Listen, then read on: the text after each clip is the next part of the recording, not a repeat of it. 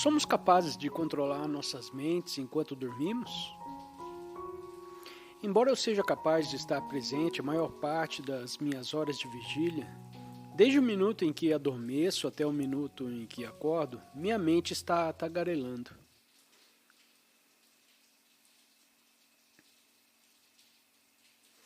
Presumo que o questionador esteja falando sobre a sua vida de sonho. Do minuto em que acordo até o minuto que adormeço, quer dizer, no minuto em que adormeço e no minuto em que acordo, percebo que minha mente está tagarelando. Bem, não estará tagarelando durante o sono sem sonhos. Todo ser humano, como você sabe, tem períodos de sono sem sonhos. E não há atividade mental onde a mente se conecta com uma fonte. Mas você não sabe disso. Então presumo que você quer dizer que tem uma vida de sonho muito ativa.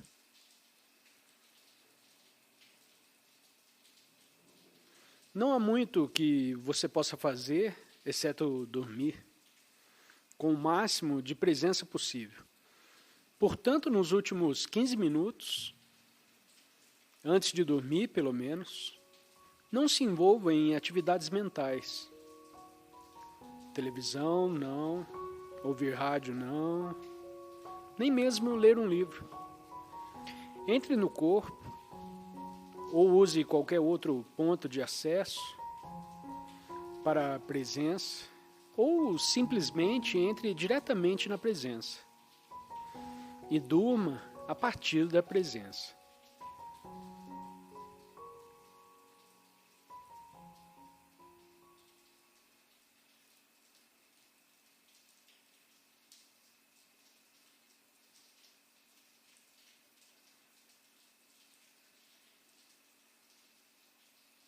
Não confunda, pode não ser o seu caso, mas pode ser o caso de algumas outras pessoas.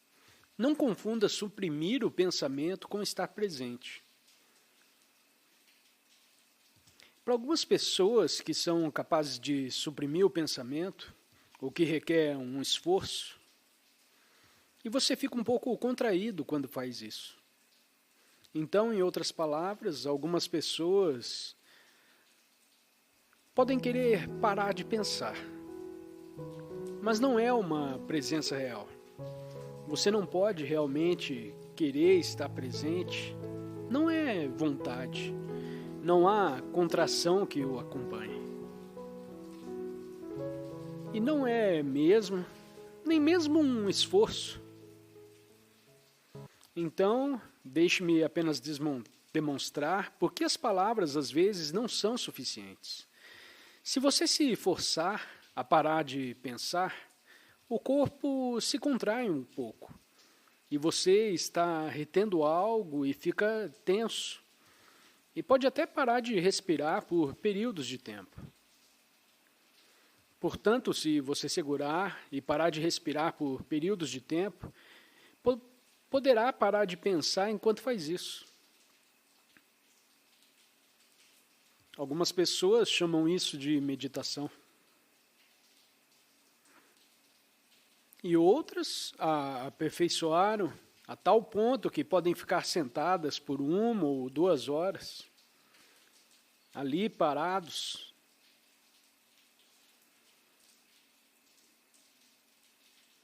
E isso mantém o pensamento sob controle.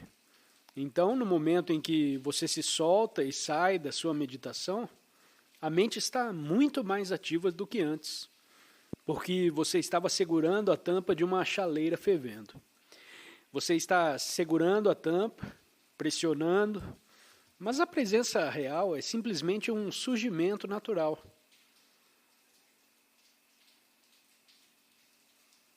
Da consciência em que não há contração no corpo e não há força de vontade sendo exercida. Mas a presença pode simplesmente surgir num estalo de dedos.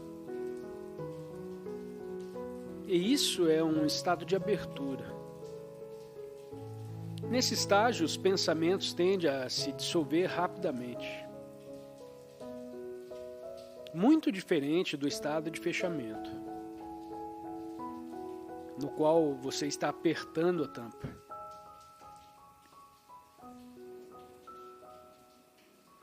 Portanto, certifique-se de que a presença não seja provocada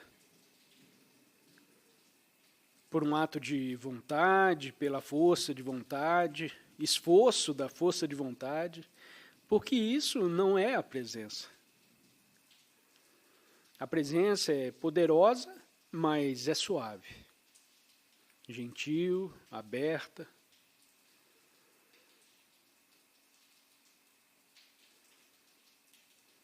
Algumas pessoas têm uma vida de sonho ativa e outras pessoas menos. Claro, todo mundo sonha, mais ou menos. Algumas pessoas se lembram de seus sonhos, outras nunca se lembram e outras quase nunca lembram. Quanto mais atenção você dá aos seus sonhos, depois de acordar, mais tende a sonhar. E pode haver algo dito para Santer, pode haver um período na vida de uma pessoa em que prestar atenção aos seus sonhos pode ser útil, como é praticado na terapia junguiana e assim por diante. Pode haver períodos em sua vida em que, prestando atenção aos seus sonhos, você pode aprender certas coisas. Pode haver mensagens lá. E quanto mais atenção você dá aos seus sonhos, mais a vida onírica responde.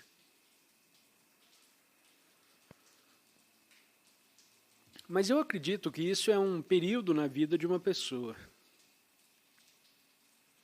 E então, você segue em frente. E então a vida dos sonhos se torna menos importante, ou talvez ainda, ocasionalmente, você tem um sonho muito perspicaz. A prática importante é a presença na vida diária. Então, eventualmente, o resto cuidará de si mesmo. E os sonhos tendem a se tornar mais pacíficos também. E você pode até diminuir a quantidade de sonhos que você tem. Não que isso realmente importe.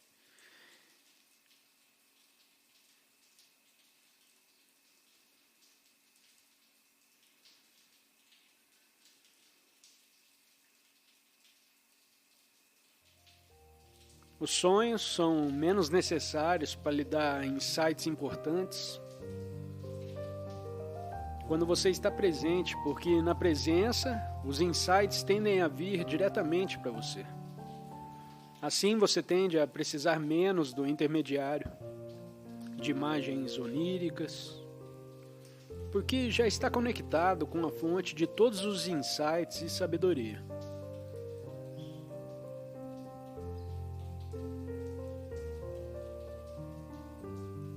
O engraçado é que, se você for um analista junguiano, depois de um tempo começará a ter sonhos junguianos. Isso não é estranho? Não que isso não seja válido ou valioso. É assim que é. Funciona porque a vida responde às suas rotinas ou a consciência responde às suas expectativas.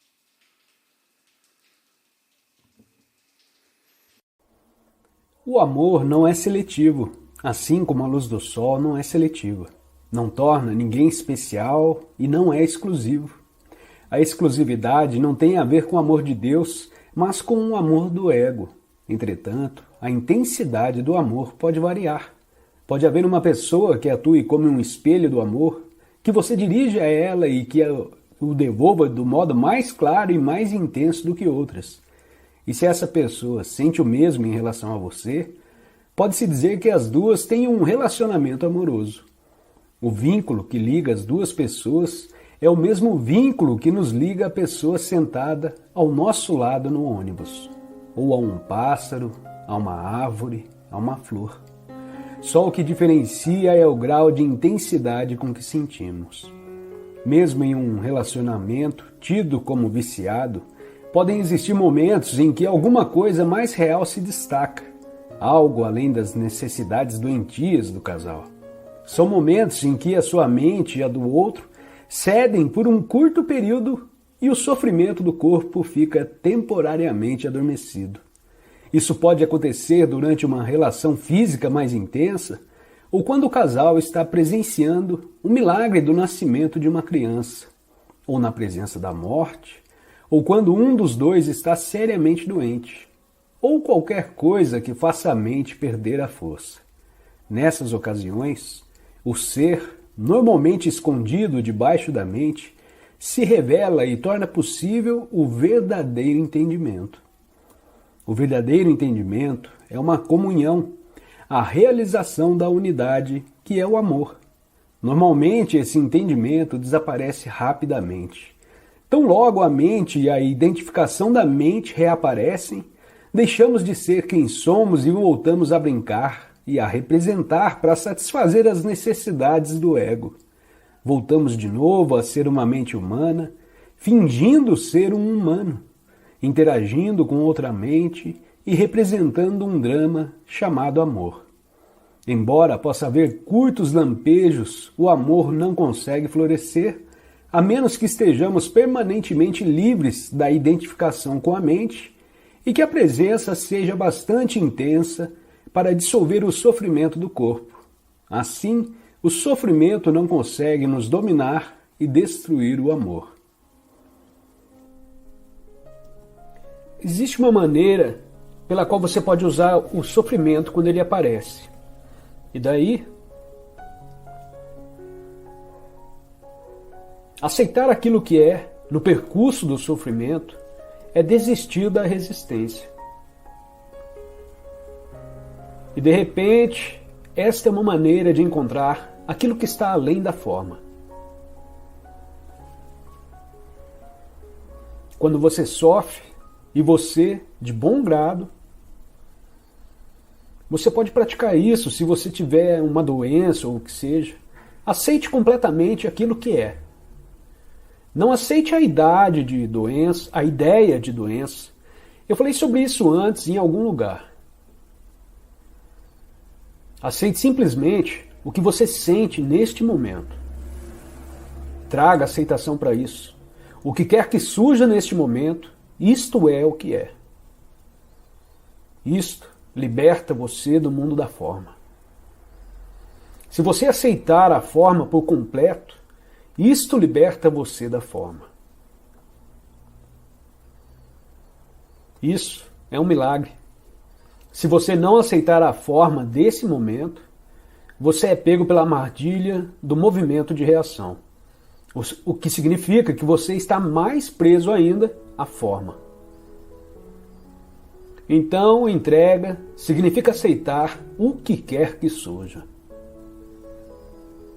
E lá está a cruz e ele diz, se você aceitar, então é a cruz quem carrega você.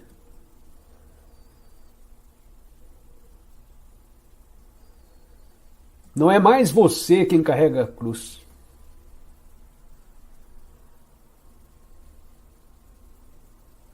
Isso não é impressionante? Daí o sofrimento muda de direção.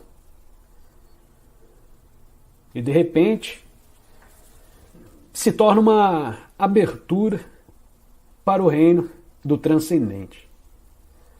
Através da entrega, e a antiga tradição cristã nos traz uma lição do ser humano na cruz, que diz que não seja feita a minha, mas a vossa vontade.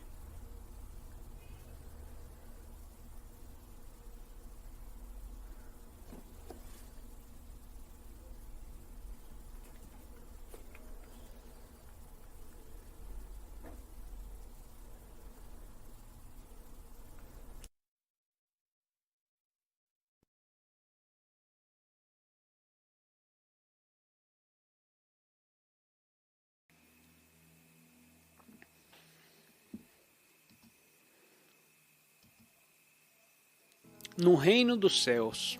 Alguém já usou essa expressão? Minha tradução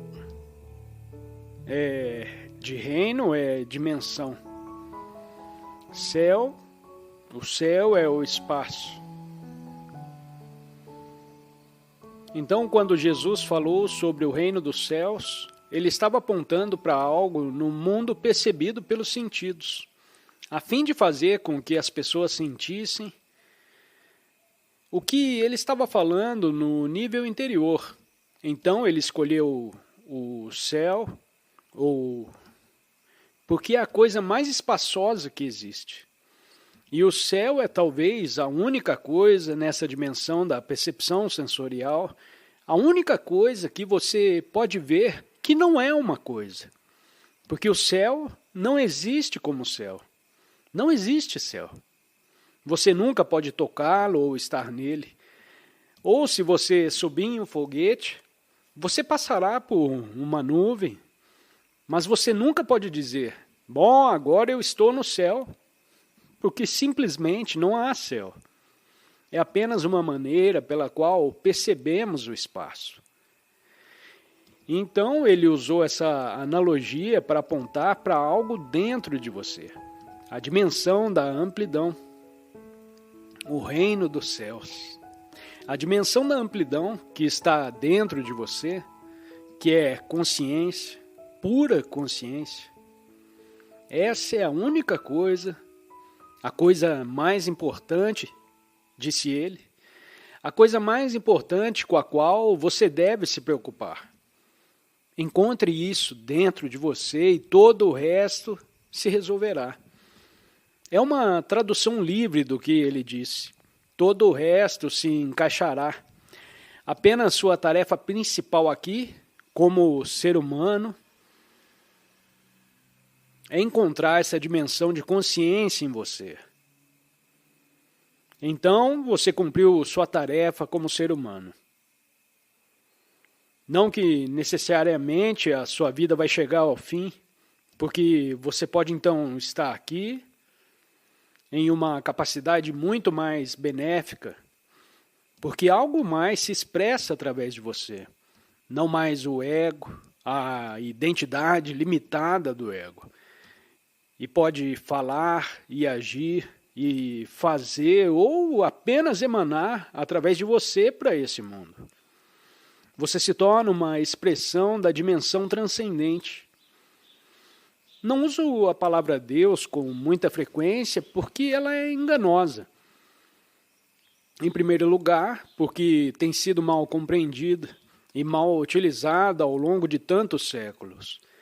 E também porque o próprio termo parece encapsular isso, como se fosse algo finito. Deus. Quase todo mundo imagina algum tipo de entidade quando você diz Deus. Tipo, onde ele está? Ah, ele? Veja bem, a maioria das pessoas ainda o chama de ele. Deus é um ponteiro. Um pouco melhor seria dizer, por exemplo, bem, o que eu disse ainda há pouco, a dimensão do transcendente. E o mesmo o que eles usaram em Guerra nas Estrelas tornou-se tão popular. Novamente é um termo que eles usaram que não é tão encapsulado quanto a palavra Deus. A força. Que a força esteja com você. Ok? Onde está a força? A força está em toda parte. Havia uma leve mensagem espiritual nisso. E é por isso que tantas pessoas gostaram. Porque todos estão procurando por isso em algum lugar. Eles adoraram o termo que a força esteja com você. O divino, você poderia até dizer que é menos fechado do que o termo Deus. O divino é mais um conceito aberto. Deus é um conceito mais fechado. E, inevitavelmente, por causa do uso indevido, as pessoas inevitavelmente ainda imaginam algum tipo de entidade masculina. Você não pode fugir disso. E um controlador, um patriarca, ou alguém que não fez um bom trabalho. Eu poderia ter feito melhor que Deus, portanto, Deus não existe. Eles sempre dizem isso. Você ouve às vezes.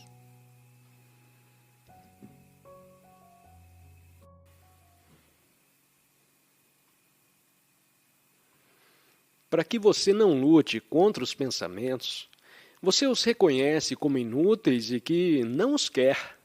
Então você simplesmente retira a atenção deles, não os alimentando com sua consciência. Isso ajuda a quebrar o ciclo de pensamento compulsivo, que é não apenas compulsivo, mas também viciante.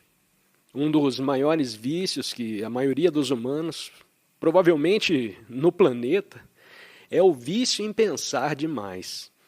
O pensamento excessivo que induz a felicidade.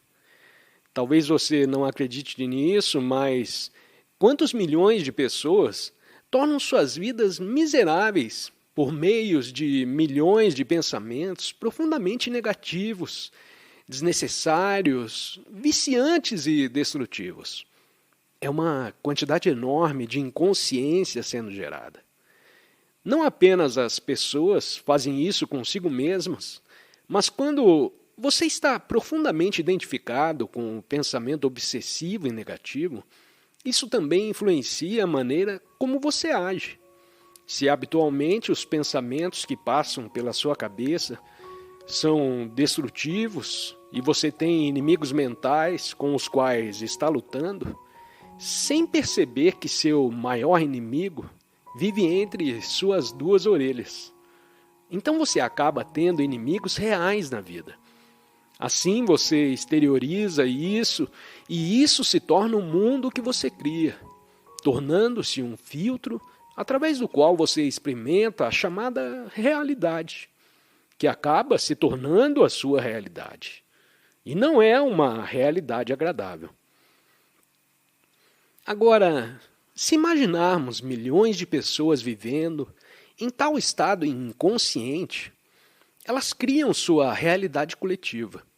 Grande parte disso é retratado nas notícias mundiais todas as noites e na internet. Portanto, uma vez que você saiba que não os quer, você tem uma escolha. É aqui que a liberdade entra em jogo. Pode-se dizer que você tem uma escolha. Sem consciência, você não tem escolha nenhuma. Você age automaticamente. Você é governado pelos pensamentos. Mas quando você se torna consciente, quando você se desidentifica dos pensamentos e redireciona sua atenção para o corpo interior, você recupera a sua liberdade. Você não precisa mais ser escravo dos pensamentos compulsivos e negativos. Você pode escolher onde colocar sua atenção e como responder à vida de uma maneira mais consciente e criativa. A prática da consciência do corpo interior e da respiração consciente é uma forma poderosa de romper com um ciclo de pensamento compulsivo e recuperar sua liberdade interior. Ao se conectar com o momento presente e se tornar consciente do corpo, você pode encontrar um espaço de paz e tranquilidade que está além dos pensamentos incessantes. Esse é um caminho para a verdadeira liberdade e autotransformação. Funciona automaticamente. Você é pré-programado e o que passa pela sua mente é a programação. O condicionamento de sua mente desde a infância, criado pelo seu ambiente pessoal e cultural. Você é apenas um programa em funcionamento e não tem escolha, porque está tão identificado com o programa que está dormindo. Assim que você se torna consciente, a escolha entra em cena. Esse é um tópico interessante sobre o livre-arbítrio. Às vezes as pessoas fazem perguntas filosóficas, como: existe livre-arbítrio? Bem, sim e não. Podemos ver que quando você está totalmente condicionado, quando sua mente está totalmente programada e condicionada, não há livre-arbítrio. Parece que há livre-arbítrio porque você pode fazer escolhas, mas você não existe como uma entidade autônoma e independente. Você apenas parece estar conectado à totalidade da consciência. Então, quando parece que você está fazendo escolhas, na verdade é a consciência que está se movendo através de você e fazendo a escolha. Você percebe que é uma parte inseparável disso. É bom acreditar que você está fazendo a escolha, mas se olhar mais profundamente, verá que a consciência se move através de você e está fazendo a escolha. Você percebe que é uma parte inseparável disso. Portanto, até certo ponto, parece que temos livre-arbítrio, especialmente quando comparado ao que era antes. Mas mesmo esse livre-arbítrio só faz sentido se você for uma entidade totalmente autônoma, totalmente separada do resto do mundo e de outras pessoas na consciência universal. No entanto, esse não é o caso. Você está conectado à totalidade e à consciência universal quando começa a despertar.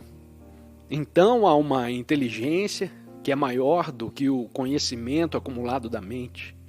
Uma inteligência emprestada através de seu ser, que também usa a inteligência universal, mas fica presa e limitada em uma forma de entidade ilusória. Portanto, a liberdade de escolha é algo que se revela à medida que despertamos para a verdadeira natureza da consciência. É um processo de se reconectar à totalidade e perceber que somos parte integrante dela. Nesse estado de despertar, a escolha se torna uma dança entre a consciência, que se move através de nós, e a consciência universal da qual fazemos parte. Você sente isso pela primeira vez. Você tem livre escolha em termos finais. Você não tem, mas isso não precisa preocupar você. Então, pela primeira vez, você tem livre escolha e pode escolher. Você pode se tornar responsável pelo seu estado de consciência. Então, é claro, você esquece novamente quando algo acontece. Você se perde novamente no condicionamento da mente. E então você percebe novamente que o despertar faz parte do processo pelo qual você está passando. É um processo porque você não está continuamente no mesmo nível de presença. Às vezes você está muito presente, talvez aqui, espero que possa sentir a energia. O campo da energia coletiva aqui durante essa entrevista. Você pode não estar tão presente quando sai daqui e vai para o aeroporto ou faz qualquer outra coisa. Ou quando chega em casa e se depara com sua rotina novamente. Todas as demandas surgem e você se perde em todas as coisas que precisa fazer. Isso realmente significa que você se perde em sua mente. E então, de repente, você percebe que isso está acontecendo. E então, você desperta novamente e toma uma respiração consciente. E você não acredita em sua mente quando ela diz: não tenho tempo para uma respiração consciente. Há muito o que fazer aqui e agora. A respiração consciente leva apenas 5 ou 6 segundos. Então, isso deve ser uma mentira, a menos que seja uma emergência absoluta. Todo mundo tem tempo para uma respiração consciente. E quase todo mundo tem tempo para 2 respirações conscientes, mesmo a pessoa mais ocupada. Portanto, uma respiração consciente é apenas para você. Se for abdominal, obviamente, coloca você em contato com o campo de energia do corpo interior. Faça uma breve pausa enquanto você expira e segure por alguns segundos. É tão adorável que podemos até querer dar uma terceira respiração consciente. Você se sente vivo, o corpo está vivo, mas não é apenas o que você sente. não é apenas o corpo físico. É um campo de energia atrás do corpo físico. E por um momento você transcendeu a pessoa, a personalidade, o ego, ou como quiser chamar. Por um momento algo se abriu dentro de você, então tudo bem.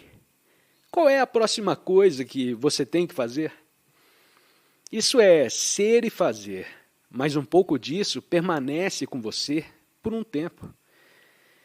Veja, é um pouco da atenção, mesmo se você começar a fazer de novo, especialmente se você fizer isso várias vezes durante o dia.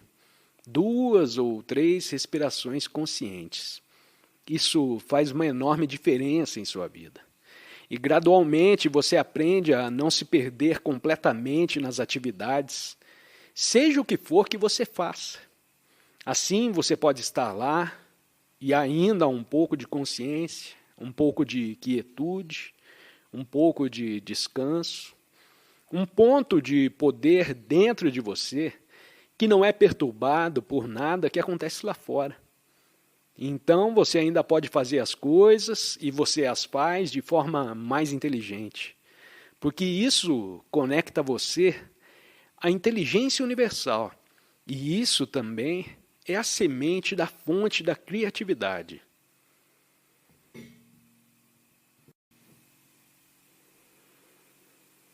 Quando você usa sua mente para resolver um problema e pensa sobre as possibilidades, você pode falar sobre isso com alguém ou fazer isso sozinho e acredita que está funcionando, mas então não consegue encontrar uma solução e é hora de fazer 2, 3 ou 4 respirações conscientes. Então, em quietude, você fica tranquilo e sente o poder que vive em você. E quando você começa a pensar novamente, muitas vezes surge uma nova percepção ou solução para o problema. E se não for imediato, você repete o processo algumas vezes. E no momento em que menos esperar, de repente terá um insight. Ah, isso é a solução. Ou, isso é o que eu tenho que fazer. Isso acontece frequentemente. Outra coisa que ocorre, que é um pouco misteriosa ou estranha, como algumas pessoas podem chamar, é que quando você está conectado a esse ponto de poder, ao corpo interior, geralmente ocorrem eventos casuais ou encontros sincrônicos. Parecem ser exatamente a coisa certa no momento certo. Acontecem eventos úteis com mais frequência. Encontrar a pessoa certa em um encontro casual, por exemplo, ninguém pode prever de que maneira isso ocorrerá. E quando você percebe que isso realmente acontece, é algo incrível. A vida se torna mais útil e cooperativa do que era antes. No entanto, não estou sugerindo que a vida estará livre de desafios. Os desafios continuam a surgir e você precisa deles, porque você está passando pelo processo de despertar. Cada desafio é uma grande ajuda, pois te obriga a estar mais presente.